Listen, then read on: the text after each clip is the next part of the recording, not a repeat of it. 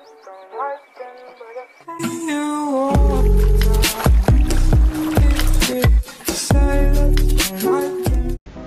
you sick and tired of reading white people books about white people problems? Or do you constantly find yourself gravitating towards Harry Potter at 2 a.m. for the 20th time when you have nothing better to do? You have a problem. Let's fix it. So I made a list of books by black authors with black protagonists, and I think you should read them immediately. You're welcome. Why am I melting already? I just started filming. Okay, let's get into the book recs. Book number 1. Long Way Down by Jason Reynolds. 240 pages, 67 seconds, 7 floors, 6 visitors, each with a story of their own. If that doesn't sell you on this book, I don't know what will. So we basically follow Will. He finds out that his brother has been shot, and he decides to avenge him by killing his brother's killer. So he steps into the elevator, and as he goes down, on each floor, he meets a ghost from the past. Like a family member or a friend who's been shot in the same cycle as Will's brother. So they make him question his decision on whether he wants to end up in the same cycle by avenging his brother. However, the ending is open, so you'll never know if Will actually steps out of the elevator and kills his brother's killer, or if he just changes his mind. So by the end, Will knows both sides of the story. That is the story of how his people were shot and the story of the people who shot his people. The book is written in verse, so it's fast, it's snappy. You can just read it in one sitting. That's what I did. And I gave it a 4.5 star rating out of 5 stars. So let's talk about the pros and cons. Pros: it's open ending, it's written in verse, it's a fiercely stunning novel that takes place in 67 seconds from the 7th floor to the lobby, and it's a book that'll really make you think, and it's a short book that packs a punch. The fact that this book accomplishes so much in such a short span blows my mind. The only con is that it might sound a little stupid, but I'm sure there was so much more that I could have extracted from the book if I slowed down, but I couldn't because it was just very gripping and it was written in verse, so I just had to complete it in one sitting. Trigger warnings will be mentioned in the description box below, so do not proceed with ignorance. And yes, all of these books have trigger warnings. Welcome to the life of black people. The Black Flamingo.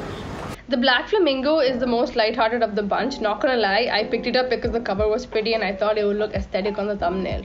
Yeah, I am that shallow. But who knew? Who knew I needed this drag queen origin story? So we basically follow the story of Michael, a half Jamaican, half Greek Cyprian, LGBTQIA plus teenagers coming of age story. I sprinkled some extra diversity there, please appreciate it. It's funny how the LGBTQIA plus community has more flavors and is expanding faster than ice cream. That was a joke. The Black Flamingo is written in verse and has these beautiful illustrations if you're into that kind of thing. I gave it 3.5 stars, which is pretty damn decent. Yeah, I don't know what else to tell you. It's a coming of age story. Read it if you want to. Also, the cover is pretty. So yeah, trigger warnings in the description box below. Next, The Death of Vivek Oji by Akwaeke Emezi. That one cut through like a knife. The Death of Vivek Oji is a hard-hitting one, and yes, it is the death of Vivek Oji, not Vivek Oji. I was convinced it was Vivek before I read the book, and then I actually read the book and I found out that he's half Indian, half Tamilian, so it's pronounced as Vivek Oji. Don't come at me saying it's a noun and you could say whatever you want. You can't. It's an Indian name. I am the gatekeeper of Indian names. I say it's Vivek Oji, you say it's Vivek Oji. Okay? I'm glad I got that out of the way because it was bothering me. The death of Vivek Oji in both its literal and figurative sense is not focused on the death of Vivek Oji. It's not the primary plot point of the story. It's more like the maypole around the life he lived, wrapped up in colorful writing with underlying grief.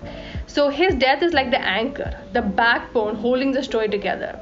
So it takes place in this town in southeastern Nigeria, and the story opens with the death of Vivek Oji, and I cannot tell you more than that.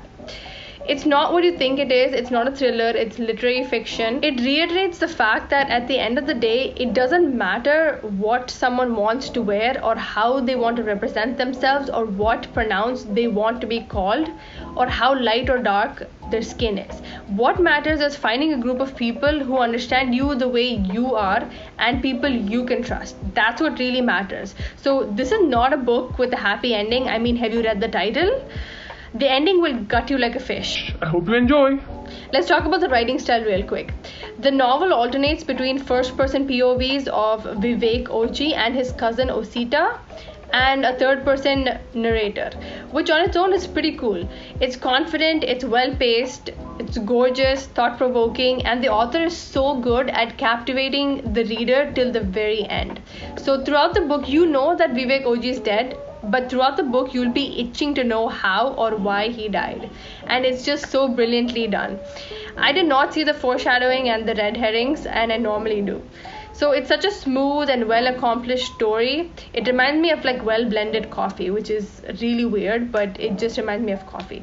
So I'm looking forward to anything Akwaeke Emezi writes, and clearly she knows what she's doing. Pros and cons of the Death of Vivek Oji. Cons first, because there's something that really bothered me. There's incest on page number 68. It's gross. Now, I can't think of a better way for the author to do it. I wish the author took a different route, but I can't think of a different route for the author to take. Like, it makes sense and it wraps up so well. So I would have given it a 4.7 stars out of 5 if the incest on page number 68 did not happen. So I had to like downscale it to 4.3 stars out of 5. Pros are, it's short and it packs a punch. Just like me. Trigger warnings are mentioned below. Highly suggest for you to check the trigger warnings. They are below. This one has a lot. Concrete Rose by Angie Thomas. So the chronological order of reading Angie Thomas's books would be to read Thug first, The Hate You Give, and then On the Come Up, and then The Concrete Rose. So I absolutely went out of my way to not read The Hate You Give 2 years ago when it came out, because I just did not want to. It was just so overhyped and I was not feeling it. But I still wanted to try something by Angie Thomas, so I started with On the Come Up, and then I read Concrete Rose, and lastly I concluded with The Hate You Give. And I'm so glad I read it this way, because I don't think I would have liked it if I read it any other way. Concrete Rose is the prequel to The Hate You Give. We follow the story of Maverick Carter, Star Carter's dad, and how he grapples with the idea of being a kid and also raising a kid at the same time. He basically falls under every black stereotype. He ends up with 2 kids before the age of 18, and he's struggling, he's selling drugs, he's trying to make ends meet. It's just him and his mom, and his dad used to be a drug lord, so he's in prison. Things are just very complicated for him. Oh, by the way, I want to mention that this book is set on the verge of the 80s and the beginning of the 90s, so it is kind of sexist. But I'm okay with it because it's extremely raw and accurate to the time period. So I like Mav as a character. I think he's the sweetest dad. I really hope Angie Thomas writes a book from Seven's perspective. I really liked Seven as a character and how protective he was of his sisters Kenya and Star in Thug. I really liked Seven because he was Mav's first child, and I don't know, I just think Seven's POV would be super interesting. So I gave Concrete Rose a 4.4 stars. It's a wholesome book. Read it. Like, if you just want to have a good time, read it. Angie Thomas's The Hate You Give. Next up is The Hate You Give. I don't think I have to say anything about The Hate You Give because it's just so well known. Like, there's no one that doesn't know The Hate You Give at this point. The Hate You Give is a revolutionary book inspired by the Black Lives Matter movement. So I give it a 4 stars. I like Concrete Rose better. I don't know, I just like the vibe of it better. Probably because it's recent. Anyways, so we follow the story of Star Carter and how she deals with the death of 2 of her best friends. She loses them to gun violence before the age of 17. And we also follow her grappling 2 different worlds. Like, her parents send her to this really preppy school with white kids and like very few black kids. So she's not white enough there, and in her hood she's not black enough, so she deals with these really polarizing worlds. That's the story, to be precise. If you're here for a good time, I would highly suggest for you to read The Black Flamingo, Concrete Rose, and The Hate You Give. If you just want to read something hard-hitting, then Long Way Down and The Death of Vivek Oji. So that's it from my side. My personal favorite is The Death of Vivek Oji. I personally like to be gutted like a fish. That's just me.